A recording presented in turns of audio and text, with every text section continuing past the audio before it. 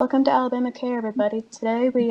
I'm Sarah Williams, and today we have Jennifer McInerney, who is an attorney with Carney.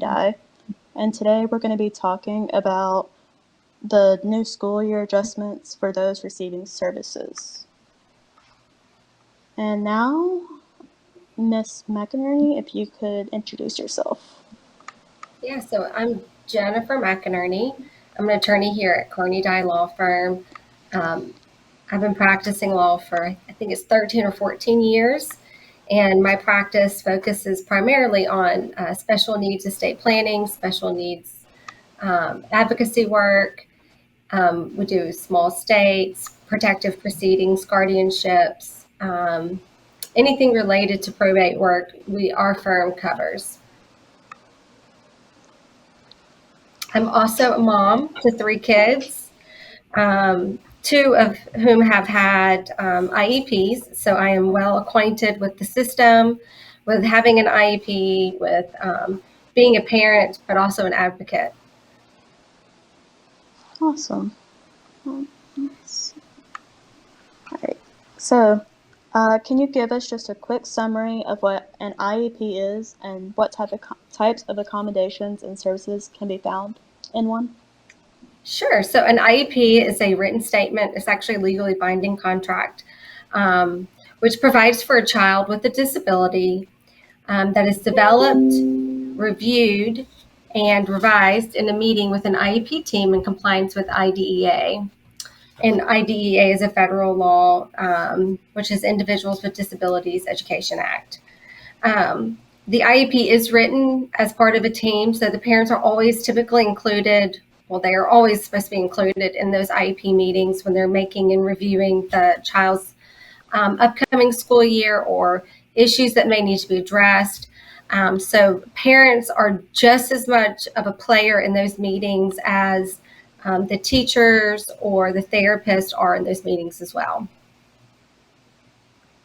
So some of the purposes of an IEP is to establish measurable goals for the child and to state the special education and related services and aids and services that the school system will provide to the child. So it's kind of like a recap of what the school system is legally responsible to provide for your child while they're at school. When you think about services, when it says related services, that could be counseling, speech therapy, occupational therapy, physical therapy, supplementary aids.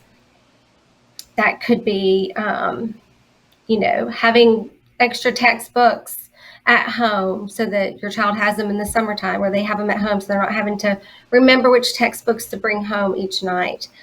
Supplementary aids could also be notes from the teacher, so your child's not having to take notes in class. It could be samples of tasks that they can prepare with. And then services and accommodations will be things such as double time on tasks, maybe one-on-one testing, preferential seating in the classroom, the permission to take sensory breaks when needed, access to sensory tools like a weighted vest, fidget cubes in class, breaks for snacks. All of those can be accommodations. So all of that would be spelled out in that IEP. And what I always tell parents is that if it's not in the IEP, then it's not going to happen.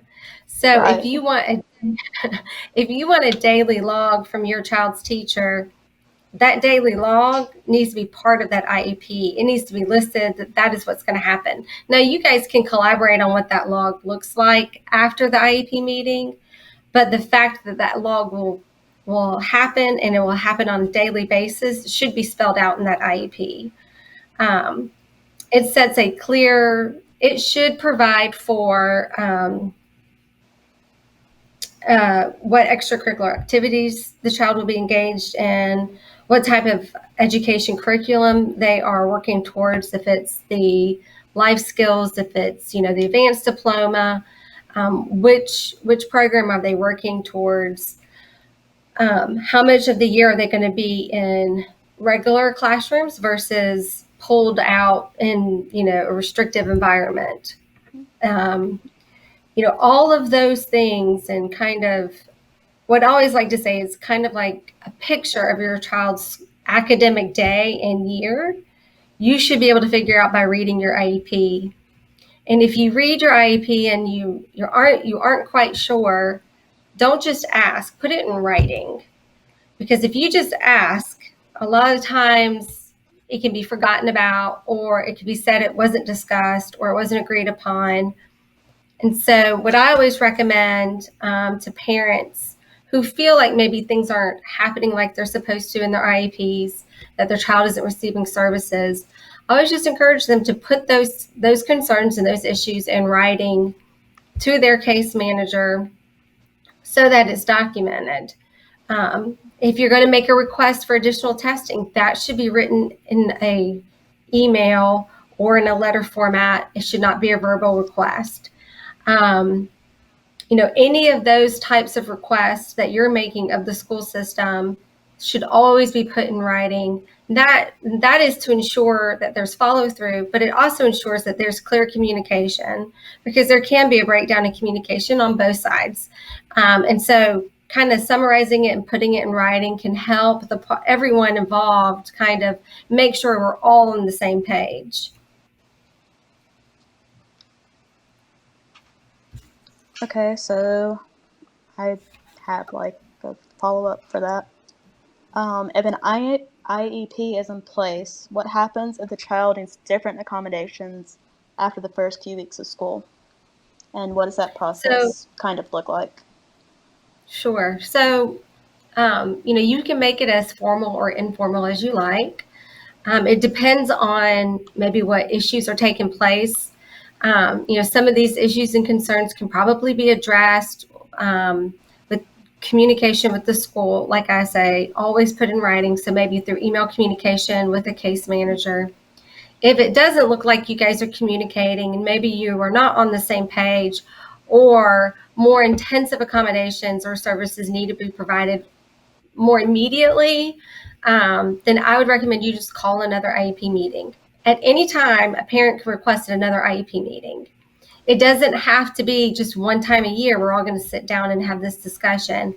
If you have concerns that your child's needs are not being met, and or that the current plan in place is not meeting their needs to provide them that fair education, then you have a right to call another IEP meeting. As a parent, I have done that. And when I have done that, I have, out of a courtesy, provided an agenda to the parties who would be in attendance. So everyone at the meeting walked in the door knowing what the issues were and what we wanted to discuss. And again, that was just trying to collaborate more with everyone involved, because we were, as a parent, we're just one piece of the puzzle of the whole team. And so what that process looks like is, if you put a formal request in writing, the school should respond within 30 days to that request. So if you've not heard something within a few days, then I would encourage the parent to follow up again to see where they are in getting it scheduled. We don't like to think of the fact that we're being ignored. But, we've had situations where we had a case manager who told us, she left work at 3:00, she was done. And if we sent her an email at 3:01, she had no intention of responding to it because it came to her email box after her work hours. And so, that was a learning curve for us. And we said, okay, this is somewhere that we can improve in being an advocate for our daughter. We'll email before 3:00. We'll just make it a priority that if there are any issues or questions or concerns, that we address them earlier in the day rather than later. I always like to have some form of a communication log with the school. And I think that that's probably the most important piece that a parent with a child with special needs can get, is that communication log. What that log looks like can vary. and the detail and what's contained in it can also vary based on the child's disability. So, for example, when my daughter was in elementary school, her log home from school, may just have like smiley faces or sad faces or things like that, so that she could start to learn kind of where she was that day. It would list homework and other things. But as she got to middle school, it became more complex. We started, we had to not just write down homework, but more of those long-term projects that were part of her education that we needed to be aware of. My daughter has ADHD, and so she would often forget to write down her homework. And that can be real challenging when she gets home from school and she doesn't have the right textbooks, or, she forgot that this major project is due in a week. And so, what we tried to do as parents was make sure that if we felt like we didn't know what was going on, that we empowered her to find out herself so that she could start building those skills. Or we just reached out to the appropriate person to inquire kind of like what's going on. And like I said, the communication log evolved as she evolved. Your IEP will evolve as your child evolves. We've had IEPs be amended mid-school year because we've received a new diagnosis, for example. Mm-hmm. And that's been a reason to call an IEP meeting or amend the IEP to reflect that change.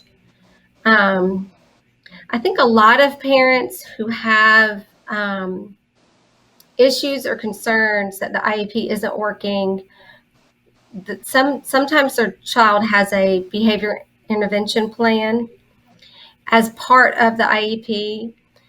And what we see in those situations are that there are instances happening at school where the child's getting overstimulated, they're not getting a break. And what that behavior plan is supposed to do is it's supposed to, at certain parts when the child starts getting escalated or unregulated, kind of implement calming techniques to redirect the child. And sometimes what we see happen is that those behavior plans are simply not being followed, or they're not being implemented, which can cause more problems during the school day. And so with our daughter, what we tried to do was we tried to break down for her in very simple terms what her behavior plan did, like what the steps were, and what her services and accommodations were. Because what we learned as being parents, that no matter how trained we were in what her IEP said, what really mattered was what she knew her IEP said, because she was the one in the classroom. Mm-hmm.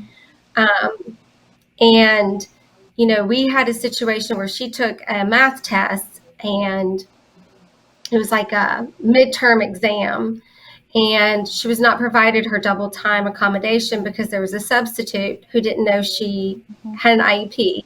She said, "Hey, I have an IEP, I get double time." And the substitute said, "Well, I don't know anything about that," and took her paper, and it wasn't done. They would not honor the double time after the fact. Wow. And she received a low score. So she didn't receive any of her accommodations that she was supposed to receive. There wasn't anything we could do other than ask the school to honor it, and they said no. And so we said, you know what, we've got to teach her how to advocate for herself, because we can't be there in these situations. And so what I did was I literally printed on like a label her accommodations, and we just told her, like, look, if there's a question as to whether or not you're supposed to receive a particular accommodation, you can pull out this and show the individual. And if they still don't give it to you, then you can ask them to check their IEP and just kind of stand your ground in a polite way. And she did have to do that a few times, and she was right every single time that it occurred. And it's not that the school was out to get her or anything like that. It's, I know the teachers are often overworked and they have lots of, kids, and that's ever more important why she needed to learn how to advocate for herself. And so, that the kind of circling back to thinking through some of your questions that you have here about when accommodations are needed and things like that. I think that as a parent, as you go through the school year, we always kind of suspected maybe, oh, well, it sounds like maybe she's having trouble with X, Y, or Z. And a lot of times we would kind of step back and say, well, we're going to let it kind of play out. And then what we learned over time was we should have been more proactive at the beginning, because by the time we let it play out, the situation may have escalated, or she may be so far behind in her classwork that we just can't catch up at this point. It's going to be really difficult to catch up. So one example that I can give you is my daughter. My daughter I adopted, and her every year on the anniversary of her mother's death, we would see these dips in her grades, and it'd be across the board. Every time, there'd be dips down for about 2 weeks before and 2 weeks after. And what we did was, after we started seeing it was a pattern, after the second year that it happened at the same time, we just realized, hey, this is what's happening. She's sad. She's distracted. We need to ask for extra grace during this time period. And so we learned, and we added that in. So that going forward, the teachers were more accommodating, they were more understanding, because they also knew the situation up front rather than, after the fact. And we're like, oh, by the way, that grade shouldn't count because, but we gave them kind of a warning ahead of time. And all that is communication, which is why, I always say communication is just so important. And it's such an important facet of having a child on an IEP, because there can be misunderstandings. You're not always working with just one teacher. Like in elementary school, you have like one main teacher. Once you get to junior high and high school, you have lots of teachers who are seeing lots of kids. Like and 7 or 8. Yes. And they're not as well versed in every child's IEP that they're seeing every day. So, I, what I do is I try to offer grace and understanding, but also at the same time, recognize that my daughter has rights, and those rights need to be honored.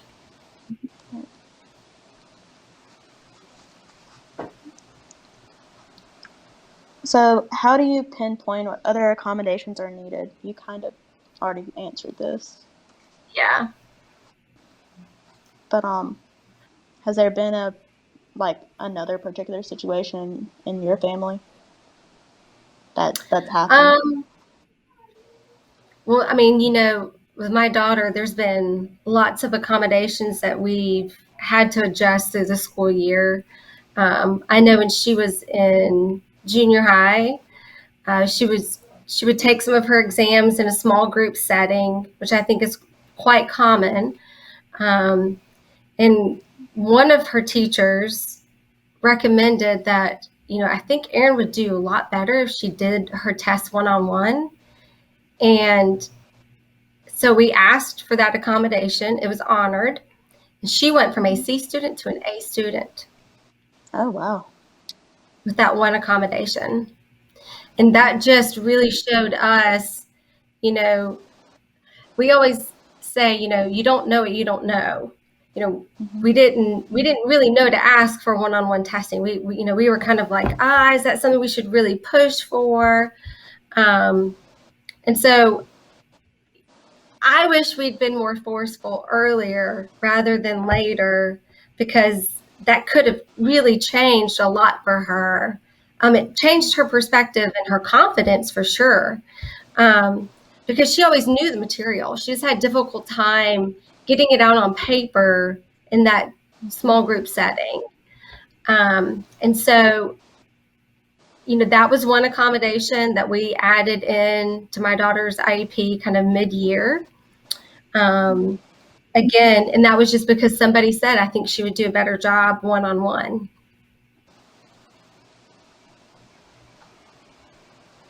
Could outside sources like occupational therapy, speech and physical therapy be helpful in pinpointing these accommodations? Yes. So I would also add your psychologist as well. I know psychologists do a really great job helping identify what we could ask for in the school system.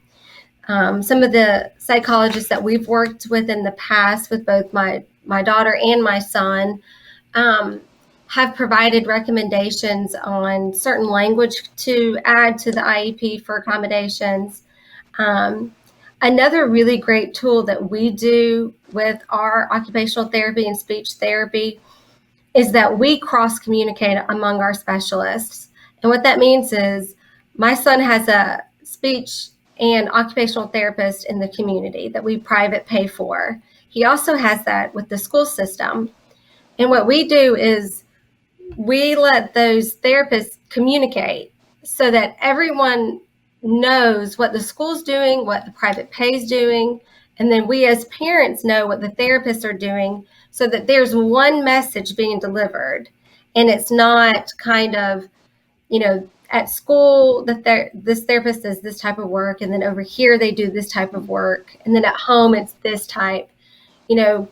What we've learned over the years is that cross communication can really help move the needle for your child in therapy, because everyone will be communicating, and everyone, is working towards that same goal. But what it does is gets everyone on the same page, which sometimes is kind of hard. We're busy. Therapists are busy. Sometimes, I want to send an email to one of my son's therapists, and I'm like, oh, but she's so busy. But then I just have to sit back and say, no, I have to do this. Even if it's uncomfortable, I have to ask these questions because I'm his advocate. And if I'm not advocating for him, nobody is. And the only way he learns to advocate for himself is by watching us advocate for him.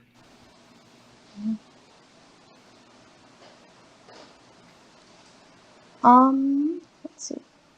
What are some suggestions for teaching a student to advocate for themselves when accommodations are needed? So this is a tough one, because a lot of our kids find it very difficult to advocate for themselves. Mm-hmm. A lot of them find it very difficult to articulate what's going on. So with our daughter, what we did is we started with those kind of shipping labels where I printed out her services and her accommodations, and we made sure that she understood what she could ask for and what she could not ask for. We taught her, if she was having a test in a week, to go ahead and find out where that test was going to happen, who was going to administer the test, so that she understood walking in the door on test day what the expectations were for her. And so what it took was just years of building that understanding of what she needs and how to ask for it. Just learning and teaching her how to write an email to her teachers when she needs something. She just started college, and she's having to communicate directly with her professors for accommodations. Mm-hmm. And so we help her write them. She writes a draft so that she's using those skills. We edit it, and then we show her why we made the changes we made. so that as she progresses and gets older, she's learning by herself how to kind of handle these situations, and how to handle times where she gets frustrated, not shoot off an email in frustration, Right. but take some time to cool off, to kind of think things through, talk to somebody if you need to, just to kind of clear your head. And, this isn't just for special ed kids. I mean, this is something we've had to teach our 20-year-old daughter as well, who's a typical peer. Writing emails is not something they teach you in high school. And Right. how to communicate by email is also not taught, but it's a really critical skill. And so what we've tried to do is use that opportunity with emails, because like I said, we put all of our communication in writing, to put that communication by email so that it's clear, it's concise, and it communicates exactly what she's wanting to communicate. And, through that, we feel like she's done a pretty good job of learning how to speak up for herself, and do so politely and respectfully, because, sometimes with her disability, she has a difficult time, communicating without, sometimes understanding how not to be abrasive. Mm-hmm.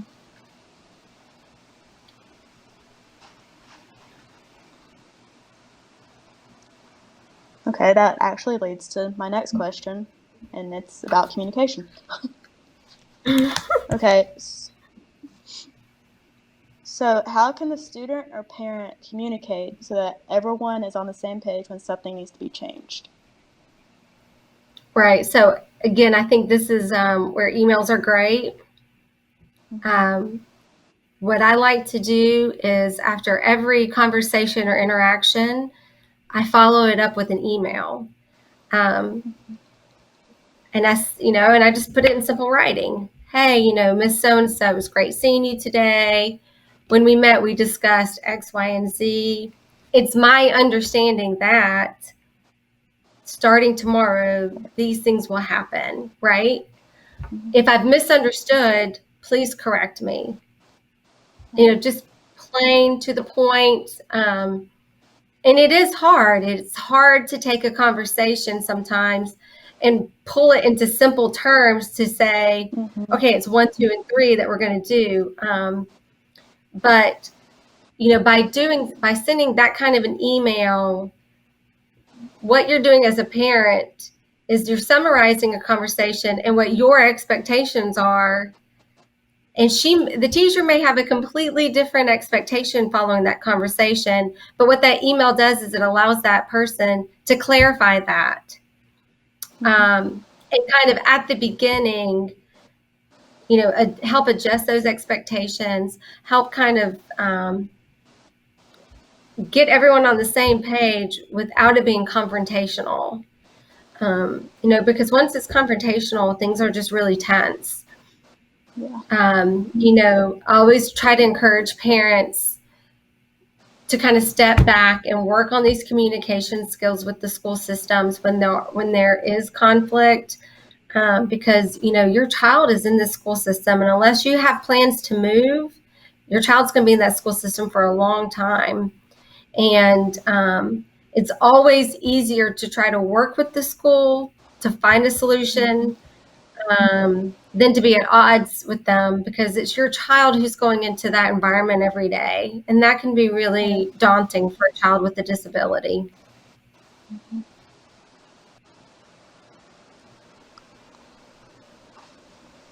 So I actually watched your broadcast that you did before this one while preparing questions.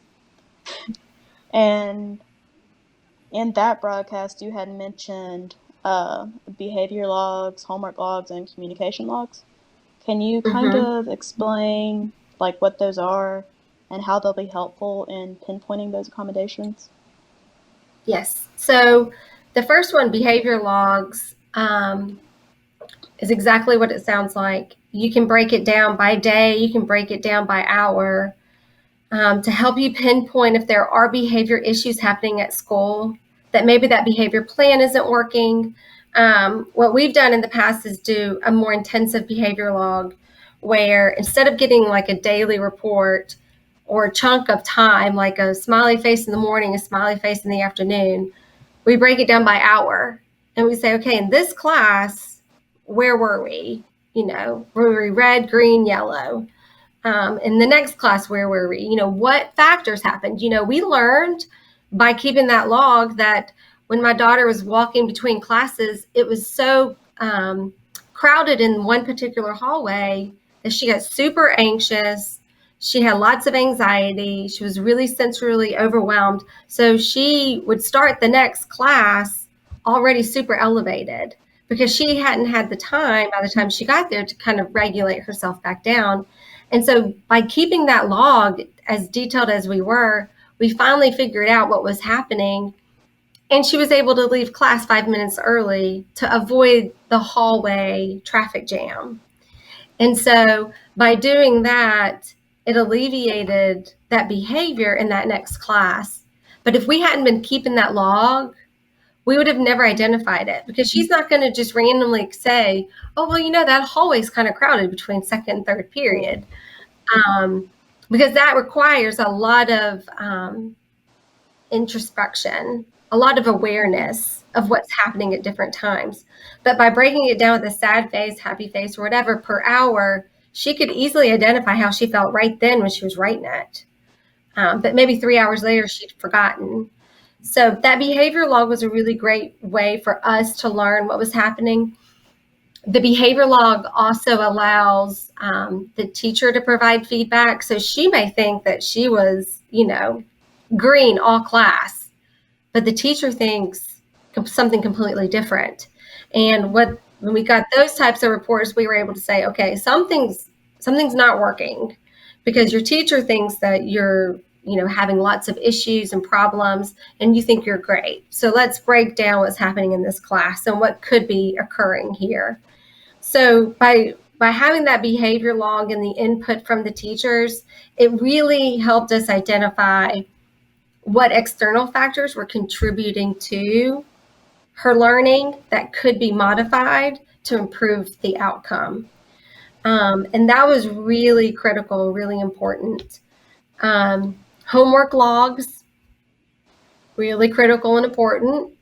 Mm-hmm.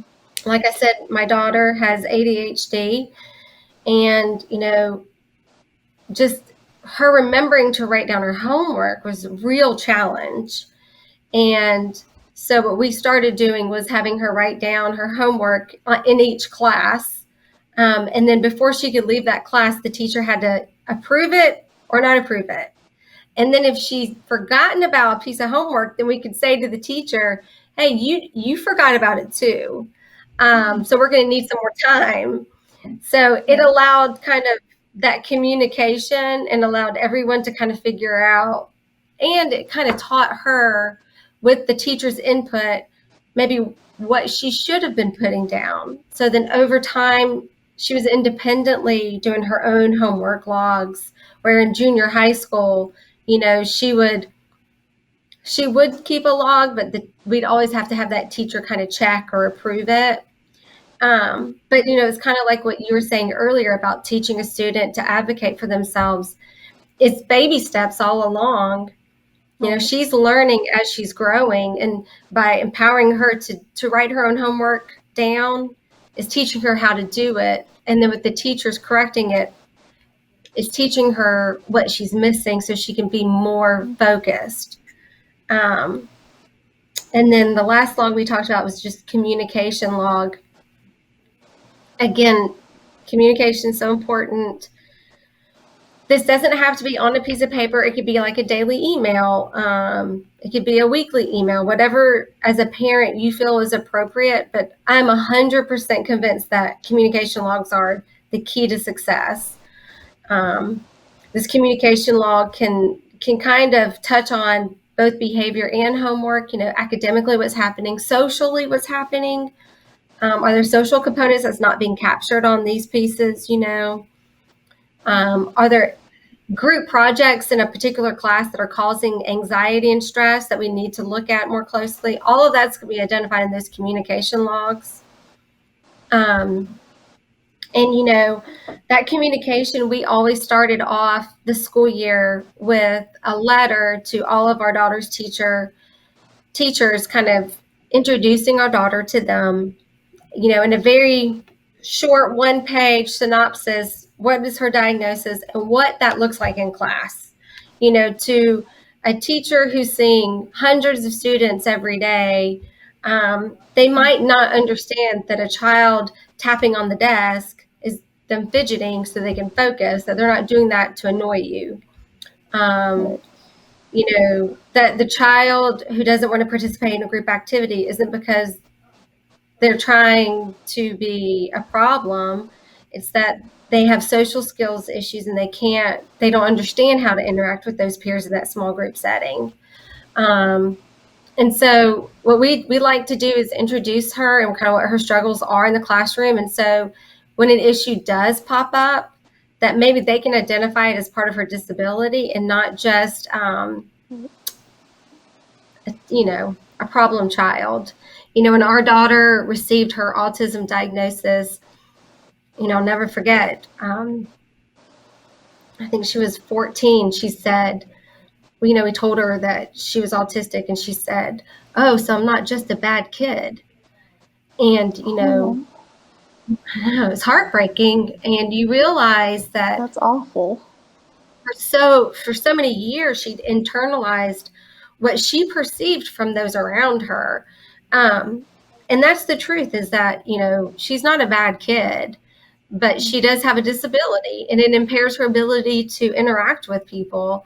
And if we can communicate that in an effective way, we're only helping her. And then teaching her how to communicate in effective ways is only helping her. And so those communication logs, behavior logs, homework logs, they each have a very critical role to play. They can all be merged into one document if that's easier. But I'm just a really big advocate of having that. Right.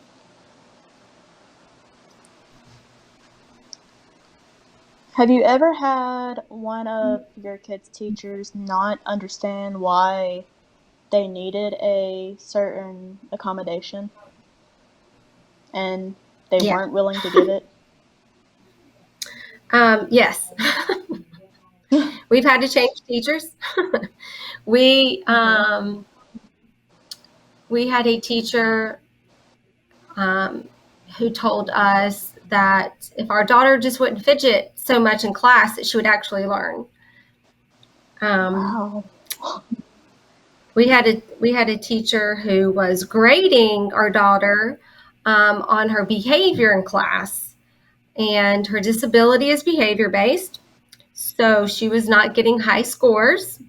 And we called an IEP meeting, and we were like, "Hey, you cannot grade her on her disability. She's going to fail every time.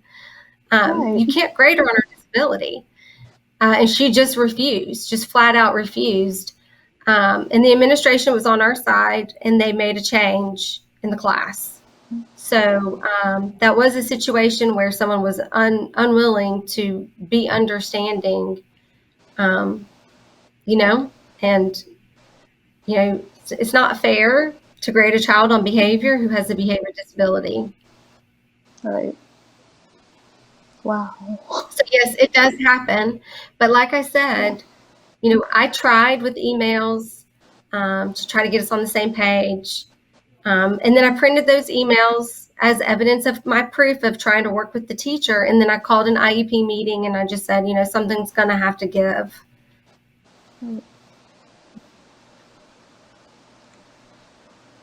What can a parent do if they see that their child's IEP accommodations are not being used in the classroom?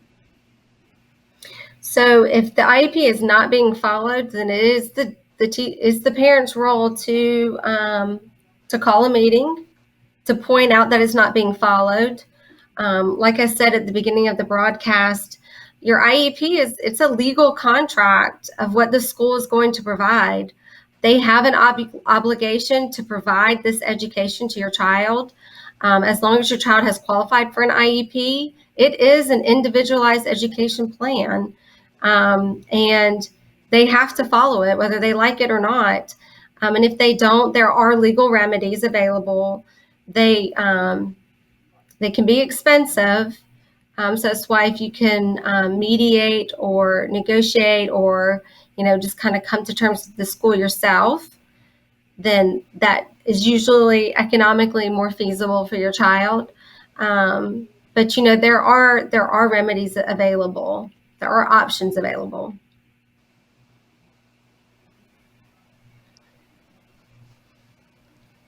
Okay, let's see. Okay, can you tell us the importance of accommodations being already in place long before a student will need them for like the ACT or SAT? So they're important because you have to have that documentation in place, and your school has to submit that documentation before you sit for that test, to get that double time if you're going to get double time, and to get those accommodations of being able to test in a private room rather than in a large auditorium room where there could be distractions for kids with ADHD. They could be easily distracted. And so having those accommodations in place, it helps because administratively, they have to be in place in order for them to be honored.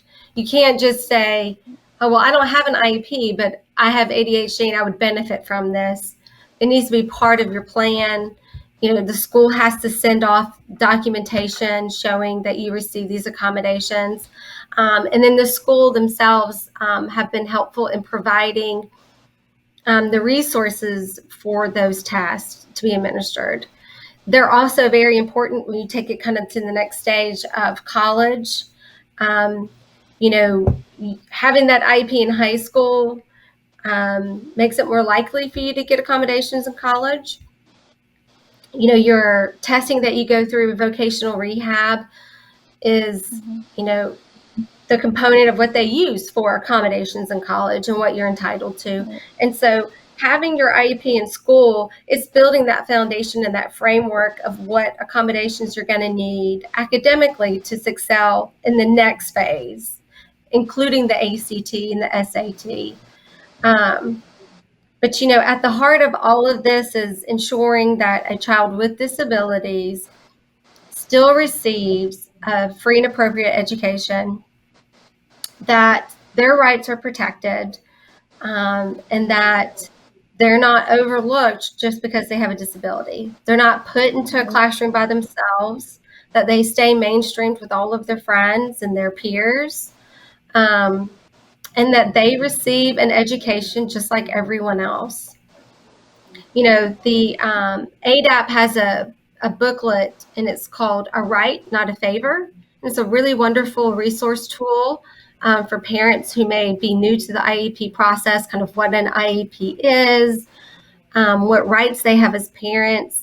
But what I like most is that the heading of that resource, because a lot of times the school makes you feel like they're doing you a favor by giving your child an accommodation, but it's not a favor. It's the child's right. They have a right to an education. And so I always like to remind parents that, that's really what is at issue for all of this, is that your child has rights. And until your child knows how to advocate for themselves, you're the only one in the room who can advocate for them. So you're going to have to get comfortable with being uncomfortable at times, because advocating sometimes means having to ask some difficult questions. But always keep in mind that no matter how uncomfortable you are, that you're doing it for your child. Right. I think that was my last question. Did you have any last thoughts or anything else you would like to? No, just if anyone has questions about their child's IEP, or about issues that they're having in the school year, you can reach out to me. Obviously, I'm happy to help. ADAP, their resources, you can find on their website. You can Google it. And I encourage everyone to kind of download it, print it, read through it, and just keep all of that in mind whenever you run into a conflict. So how would they get in contact with you? Yes, so you can email me. Yeah, so it's Jennifer, JENNIFER, at Carney, CARNEYDYE.com.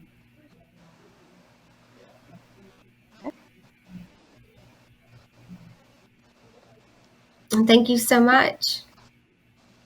Thank you for letting me interview you. I don't think there were any more questions. Let me check Facebook real quick. No, there were not. Okay, so I think that is it. All right, well, thank you. You have a good day. You too. All right, bye-bye.